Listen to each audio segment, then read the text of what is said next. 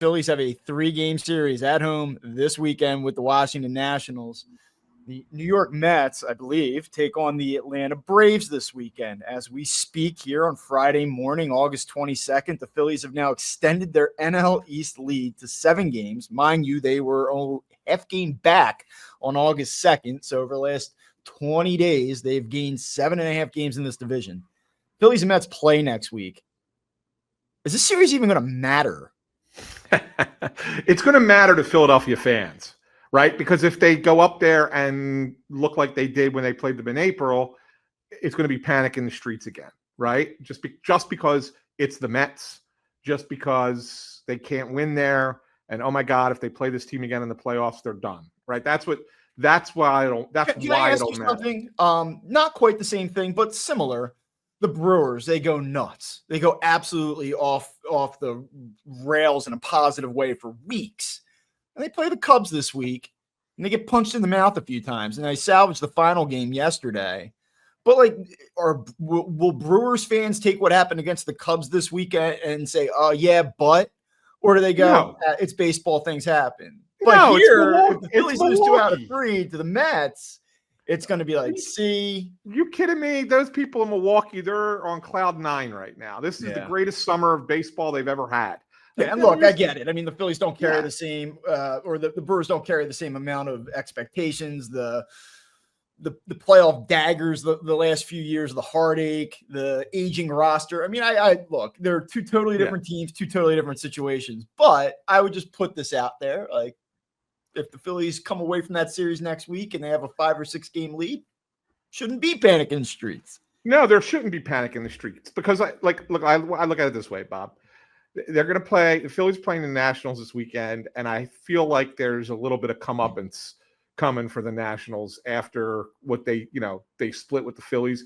Were plucky, gave them a hard time. Hey, they gave the Mets a hard time too, right? They were plucky this week too against the Mets. Yeah, I mean, but I feel like the Phillies are going to be like, okay, like we're showing everybody right now what we can do when we're going good, and we're not going to take our foot off the pedal right now. We're going to make up for last weekend. I think that this weekend is going to be just a lot different than it was down in Washington last weekend. Cade Cavalli going to go get them again for the second time in 6 days or whatever it is. No, so with that being said, so you have a 7-game lead on the Mets right now. I think that they maybe pick up another game this weekend. I really do. The way things are going with the Mets, the way things are going with the Phillies, I think that they can pick up a game. So even if you're up 8, like going into that series in New York, I'm not sure that even a sweep hurts. Right. Like you still have a 5-game lead after that. I don't think they're going to get swept, but I'm not predicting that they're going to win the series either, although the Mets are in free fall at the moment. Yeah, a good friend of mine who's a big Mets fan I coached with for a number of years texted me, and he says, "I'm not trying to break your balls or anything, but do you think that the Phillies are peaking too soon?" And I said, well, sure. There's always a possibility around that type of talking point. I said, but they didn't peak at all in the second half last year. There was no point last year where I said in the second half of the season, like, this is the team that I expected to see. This looks like the team that I saw when they got hot early on.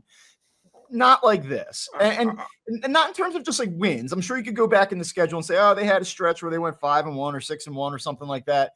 But it's where you start to look at the guy at the top of the order who I want to talk a little bit about here in a few minutes, and like him playing at an MVP level. They have 2 guys at the top of this order right now that you can make a legitimate case for as an MVP in the National League. So like it is different to me. And are they too early?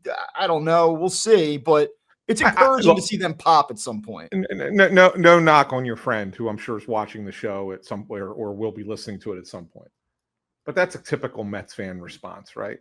How could a team be peaking when they've played well for 4 games? Did we forget that a week ago that they were almost shut out 3 times? Yeah. Like, I don't call this peaking. Well, it's interesting.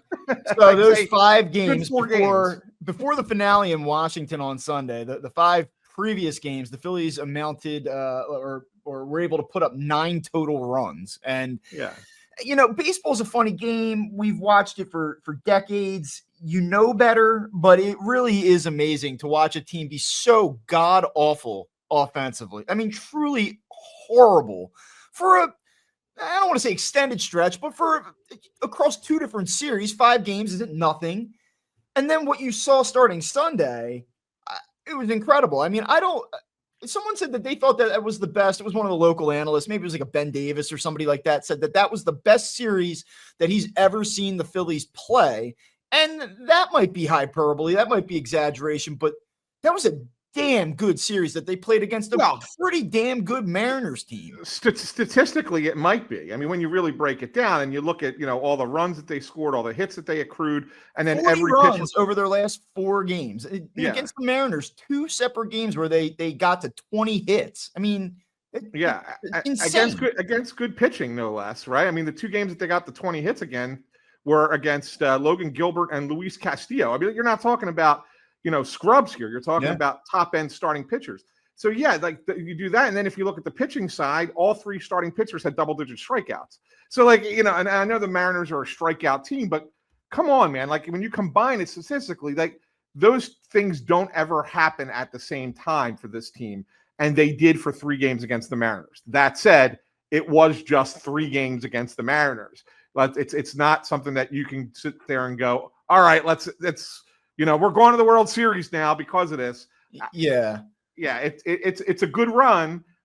We'll talk about them peaking if a week from now they're 9-1 in their last 10 and averaging 7 runs a game. Then we can say, okay, are they peaking too soon?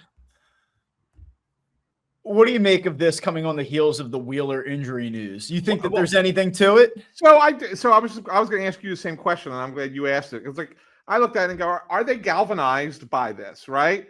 We've been talking for weeks, Bob, that there needed to be something that kind of energized that locker room. And we talked about it. Should it be a minor league player that gets called up, or the trade and the Duran thing? Okay, they got a little bit of juice from that, right?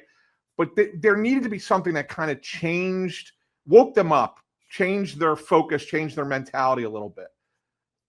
Maybe it was the news about Zach Wheeler.